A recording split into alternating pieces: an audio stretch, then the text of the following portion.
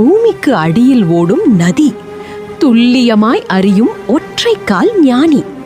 வானம் பார்த்த பூமியில் அவன் மண்ணின் ஈரப்பதம் அளக்கும் அளவுகோல்.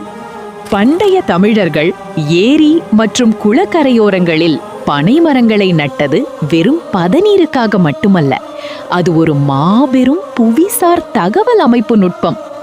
பனைமரத்தின் சல்லி வேர்கள் சுமார் 30 முதல் 40 அடி ஆழம் வரை நேராக செல்லும். இவை நிலத்தடி நீரோட்டத்தை துல்லியமாக கண்டறிந்து அந்த ஈரப்பதத்தை தக்க வைக்கும் ஒரு உயிரிய உறிஞ்சியாக செயல்படுகின்றன.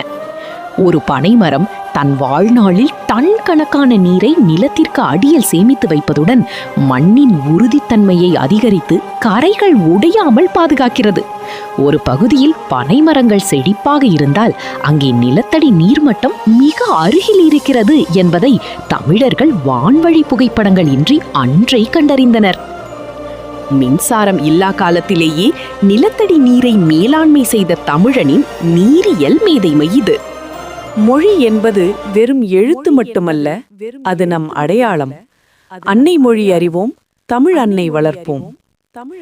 தமிழுடன் சேர்ந்து நாமும் வளர அன்னை மொழி அறிவோம் சேனலை சப்ஸ்கிரைப் செய்யுங்கள்.